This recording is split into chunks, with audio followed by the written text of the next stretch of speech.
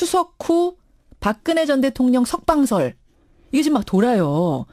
왜 이러는 건가 오늘 그 얘기를 하신다고요.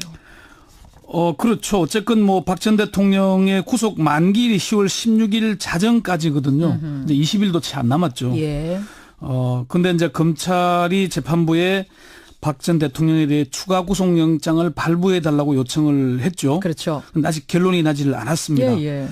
그러니까 이제 구속 만기가 다가오니까 석방될 것이라는 관측이 나오는 겁니다. 그래서 오늘 와이뉴스에서는 왜 박 전 대통령 석방설이 나올까 하는 그 문제를 다루고자 합니다. 정말로 석방될 가능성이 있는 거예요? 이론적으로는 뭐 석방이 전혀 불가능한 게 아닙니다. 형사소송법상 구속된 피고인은 6개월 안에 1심 재판을 끝내도록 하고 있잖아요. 예. 6개월 안에 재판이 끝나지 않으면 석방해서 불구속 상태에서 재판을 받아야 합니다. 그러니까 이른바 644 규정인데요. 1심은 6개월, 2심은 4개월, 3심은 4개월 안에 재판이 끝나지 않으면 불구속 재판을 하도록 하는 겁니다. 그래서 석방설이 나오는 거군요. 그래서 석방설이 나오는 겁니다. 사실은 특검이나 검찰이 제일 긴장했던 것은 박근혜 전 대통령이 아니고 이재용 부회장이었습니다. 이재용 부회장은 혐의가 추가될 혐의가 없었거든요. 그러니까 구속을 연장시키기가 어려운 상황. 이미 영장에 1차 구속 영장에 기재된 혐의가 기소된 혐의 전부 다거든요. 예. 그러니까 6개월이 지나면은 풀어줘야 되는 그런 상황이었기 때문에 6개월 내에 재판을 끝내기 위해서 애를 참 무척 많이 썼었죠. 1심 재판이 끝나지 않았어도 석방이 법적으로는 가능하다는 거예요? 뭐 그렇습니다. 가능성을 얘기하는 것이지 석방된다고 하는 건 아니고요. 오히려 지금 박근혜 전 대통령의 경우에는 추가 구속영장이 발부될 가능성이 높다는 게 법조계 쪽에서는 그런 분석을 하고 있습니다. 따져보죠. 일단 박 전 대통령은 사실은 13개 혐의가 이미 구속영장에 기재가 돼 있는 건데 여기다가 구속 연장하려면 뭔가를 추가를 해야 된다는 얘기인데 뭐가 남아있어요? 이게 이제 구속영장을 청구할 때 하고 20일간 통상 10일, 10일, 20일간 추가 수사를 하잖아요. 그렇죠. 그 기간에 혐의를 더 밝혀내서 영장과 기소된 혐의가 다릅니다. 박근혜 대통령도 13개 혐의로 구속영장에 사실 기재가 돼 있건 혐의가. 그렇죠. 당시에 박근혜 전 대통령은 1차 구속영장이 기각될 가능성이 있다 이런 관측이 나오면서 검찰이 나중에 영장을 청구할 때 있는 혐의 없는 혐의 탈탈 털어서 다 넣었습니다. 그러니까 그래서 최순실 씨나 뭐 정호성 씨 뭐 이런 사람들은 추가 혐의가 여분이 많았는데 박근혜 전 대통령은 13개 혐의를 적용해서 구속영장을 청구를 했고 기소할 때는 16가지 혐의인데 이제 이게 그 롯데와 관련된 제3자 뇌물수수 혐의, SK와 관련된 제3자 뇌물 요구 혐의가 추가되어 있는 겁니다. 그러니까 요게 구속영장에 기재된 혐의와 공소장에 기재된 혐의가 차이가 나는데 구속영장에 기재되지 않은 혐의로 추가 구속영장을 발부해달라 이렇게 요청을 하는 거거든요. 그렇게 되는 거군요. 그렇게 되는 거군요. 만약 재판부가 직권으로 추가 구속영장을 발부할 때 어떤 걸 고려하게 됩니까? 그러니까 이게 이제 저도 이게 아까 그 김현정 앵커 얘기한 게 궁금해서 저 재판부 판사들 쭉 취재를 해보니까 1차 구속영장이 청구될 때는 13가지 혐의였는데 그러면은 새로 추가 구속영장이 발부될 때는 그만큼 많은 혐의가 있어야 되느냐. 13개니까 13개 버금가는 정도는 돼야 되냐 이렇게 물어보니까 혐의의 개수가 중요한 건 아니다. 개수 문제는 아니다.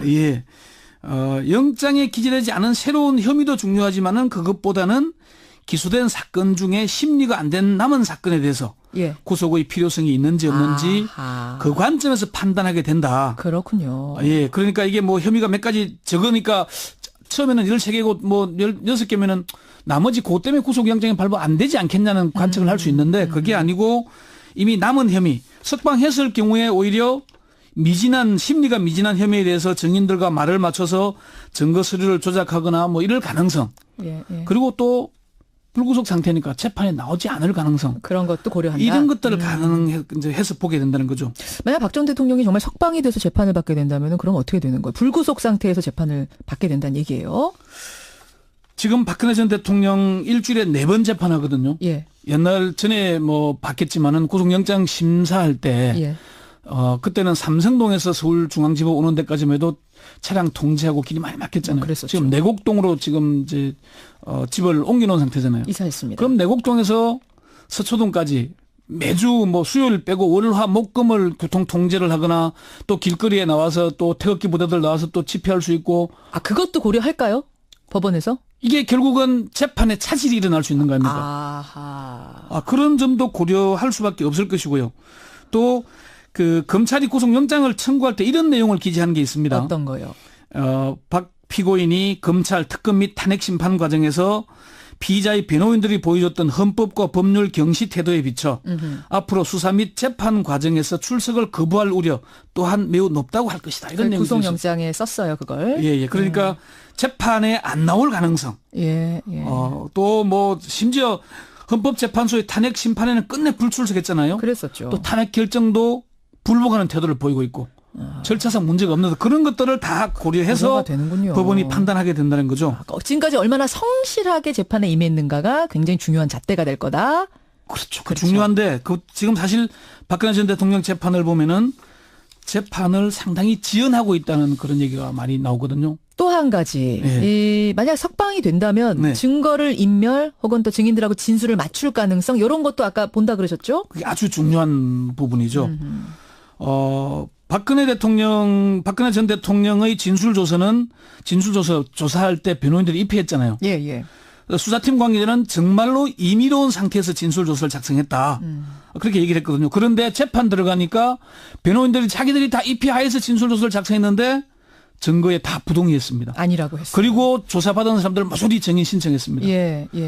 그리고 검찰이 조사할 때 영상 녹화, 녹음을 하자고 제의를 했거든요. 예. 그런데 변호인들이 감히 전직 대통령을 상대로 그런 건 녹화하려고 그러냐. 그게 공개되면 어떻게 될 거냐. 이러면서 반대했어요. 아하. 그러니까 재판 진행 과정을 보면은 검찰이 신청한 증거를 모두 부동의했고 또 재판이 진행되는 동안에 수시로 증거에 동의했다가 부동의했다가 번복을 하고 있고 특히 재판이 임박해서 증인 개별적으로 또 번의하거나 동의하거나 해서 재판이 공전되기도 많이 합니다. 그래요. 또 지난 재판에서는 일정에 동의했다가 다음 재판 오면은 이의 신청을 해서 또 번복을 하고 이렇게 재판 지연 전술이라고도 하고 일간 술책이라고도 얘기하는데 그런 걸 써왔거든요. 그러면은 석방된 상태에서 이게 뭐 주거가 일정하고 도주 우려는 없다고 치더라도 증거를 인멸할 가능성도 있고 재판이 무한정 지연될 우려가 있다는 거죠. 그 두 가지가 중요한 잣대가 될 거다. 그렇죠. 또 하나는 박 전 대통령의 건강이거든요. 네. 건강도 고려가 될 텐데 어떤 상태예요? 병원도 왔다 갔다 하고 그랬잖아요. 7월 28일에는 발가락 내성 발톱이라고 얘기를 했죠. 그리고 부상 치료를 위해서 병원에 갔고 또 8월 30일에는 허리 통증과 소화기관 문제 등을 이유로 성모병원에서 정밀 진단을 받았거든요. 그랬습니다. 그런데 그 정밀 검사 결과 별다른 소견이 없었다고 합니다. 별다른 소견이 없다는 결과가 나왔군요. 휠체어를 타고 갔지만 이거는 원래 교도소 수감 중인 사람들은 병원 외부에 갈 때는 그렇게 해야 된다는 거라고 지난번에 설명해 주셨었고. 그때 이제 설명 나왔는데 통상 왜 지난번 휠체어 타고 갈 때 중병이다. 사람들이 중병처럼 보인다 이런 얘기를 했었잖아요. 설명 안 해주셨던가요? 개인적으로 설명해 그러셨던가요? 근데 사실은 그때 당시에 이제 통상 구치소나 교도소에서 외부 병원을 보낼 때는 무조건 휠체어에 태우는 게 도망갈까 봐 반응입니다. 그렇습니다. 그래서 휠체어는 이제 너무 아파서 그렇다. 그거의 상징은 아니랍니다. TV도 보고 그런다고 해요? 확인을 해보니까 구치소 안에서 TV는 일절 시청하지 않는다고 합니다. 일절? 법정에 출석하지 않고 구치소에 있는 날에는 편지를 읽거나 책을 읽는다고 하는데 뭐 책에는 영어 사전도 보기도 하고 외부에서 반입된 책을 주로 보는데요. 외부에서는 편지가 그렇게 많다고 합니다. 하루에 10통에서 20통 정도 사이 온다 그러고. 박근혜 전 대통령 앞으로 오는 편지가 10통에서 20통. 내용은 모르지만. 지금까지 거의 뭐 추산해보건데 6개월 기간 정도 한 2,000여 통 가까운 게 되지 않느냐. 그 정도 추산할 수 있고요. 뭐 검찰과 법무부 등에 확인을 해보니까 박 피고인의 구치소 생활은 구속된 이후에 큰 변화가 없다고 합니다. 일주일에 4일은 재판받으러 나오고 수요일은 뭐 접견하고 뭐 그렇게 유영하 변호사 혼자. 자, 그러면 오늘의 내용들을 다 정리해서 답을 내보죠. 왜 박근혜 전 대통령의 석방설이 나오는가? 왜입니까? 이건 뭐 이제 친박 성향 단체들이 석방을 계속 주장하고 있기 때문입니다. 지난 주말에도 서울 도심 곳곳에서 이런 집회가 열렸죠. 그렇게 주장을 하고 있고 뭐 무죄 서명 운동 본부 이런 것까지 만들어서 하고 있고 또 한 가지는 정치권 일각에서도 박 전 대통령 석방을 주장하는 사람들이 있기 때문입니다. 조원진 대한애국당 공동대표 친박 핵심이었죠. 어제 뭐 기자회견을 갖고 추가 구속영장을 요청한 것과 관련해서 대한민국의 인권과 법치는 사망했다 이런 주장을 하기도 했거든요. 뭐 이런 주장들 하고 있다 보니까 계속 이제 나오는 것이고 1심 만기가 다가오니까. 그러면 권유신 선임 기자, 이거 뭐 어려운 뭐 답변일 거라고 생각은 합니다만 쭉 취재를 해보신 감으로 석방 가능성? 어느 정도나 된다고? 법조인들은 뭐 석방 가능성이 거의 없다라고 얘기를 합니다. 거의 없다. 어떤 뭐 판사 출신 변호사는 99% 그냥 구속영장이 추가 발부될 거다. 네, 그렇게 얘기를 합니다. 연장이 될 거다, 구속이. 네. 아, 그런 상황인 거군요. 시간 없지만 하나만 제가 좀 더 여쭤도 돼요? 네. 그 박영수 특검 하고 자주 뭐 취재차 전화도 하고 그러시죠? 뭐 박영수 특검이 요새 언론들을 잘 기피하고 그러긴 합니다. 기피하십니까? 그래요? 네. 그럼에도 불구하고 연락을 주고 받으시는 걸로 제가 아는데 공수처가 만들어지면 박영수 특검이 공수처장 될 거다 이런 소문도 막 돌아요. 이게 이럴 가능성이 있답니까? 사실 어떻게 보면 악의적인 루머입니다. 그래요. 박영수 특별검사가 지금 급으로 봐도 공수처장 할 급은 아니고요. 그게 이제 검사장급이나 뭐 고검장급 정도 될 텐데 그런 정도고, 그리고 뭐 감사원장을 갈 거다, 총리로 지명될 이런 얘기들이 나오거든요. 돌더라고요. 그건 결국은 이 재판의 정당성을 흔들기 위한 박영수 특검의 그 최측근 이 얘기인데, 박 특검은 이 정부 내에서 어떤 공직도 맡지 않을 거다, 이렇게 단언해도 된다 얘기를 하더라고요. 이 정부 내면 5년인데 5년 동안 아무것도 맡지 않을 거다. 그러니까 정치적으로 연결시키지 말아라. 그렇죠. 그러니까 뭐 나는 태극기도 촛불도 아닌 법률가로서 특별검사 역할을 해왔다. 그 점을 꼭 뭐 알아달라, 이렇게 얘기를 했습니다. 예. 여기까지 오늘의 Y뉴스. 석방에서 불구속 상태에서 재판을 받아야 합니다. 그러니까 이른바 644 규정인데요. 1심은 6개월, 2심은 4개월, 3심은 4개월 안에 재판이 끝나지 않으면은 불구속 재판을 하도록 하는 겁니다. 그래서 석방설이 나오는 거군요. 그래서 석방설이 나오는, 사실은 특검이나 검찰이 제일 긴장했던 것은 박근혜 전 대통령이 아니고 이재용 부회장이었습니다. 이재용 부회장은 혐의가 추가될 혐의가 없었거든요. 그러니까 구속을 연장시키기가 어려운 상황. 이미 영장에 이 1차 구속 영장에 기재된 혐의가 기소된 혐의 전부 다거든요. 그러니까 6개월이 지나면은 풀어줘야 되는 그런 상황이었기 때문에 6개월 내에 재판을 끝내기 위해서 애를 참 무척 많이 썼었죠. 1심 재판이 끝나지 않았어도 석방이 법적으로는 가능하다는 거예요? 뭐 그렇습니다. 가능성을 얘기하는 것이지 석방된다고 하는 건 아니고요. 오히려 지금 박근혜 전 대통령의 경우에는 추가 구속영장이 발부될 가능성이 높다는 게 법조계 쪽에서는 그런 분석을 하고 있습니다. 따져보죠. 일단 박 전 대통령은 사실은 13개 혐의가 이미 구속영장에 기재가 돼 있는 건데 여기다가 구속 연장하려면 뭔가를 추가를 해야 된다는 얘기인데 뭐가 남아있어요? 이게 이제 구속영장을 청구할 때 하고 20일간, 통상 10일, 20일간 추가 수사를 하잖아요. 그렇죠. 그 기간에 혐의를 더 밝혀내서 영장과 기소된 혐의가 다릅니다.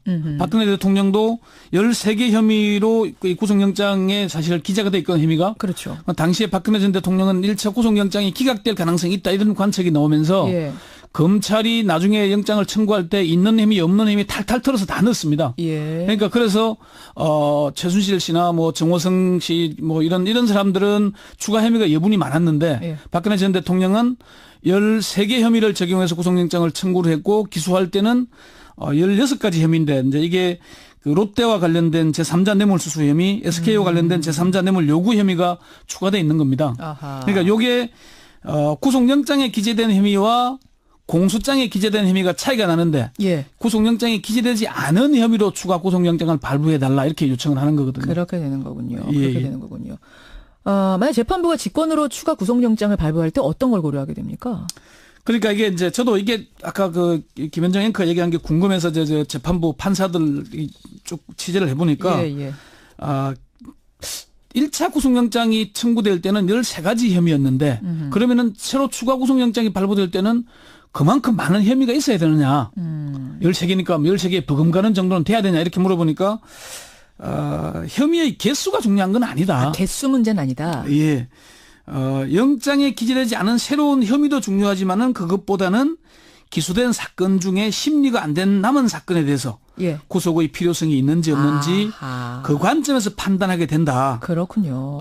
그러니까 이게 뭐 혐의가 몇 가지 적으니까 처음에는 13개고 뭐 16개면은 나머지 그것 때문에 구속영장이 발부 안 되지 않겠냐는 관측을 할 수 있는데, 그게 아니고 이미 남은 혐의, 석방했을 경우에 오히려 심리가 미진한 혐의에 대해서 증인들과 말을 맞춰서 증거 서류를 조작하거나 뭐 이럴 가능성.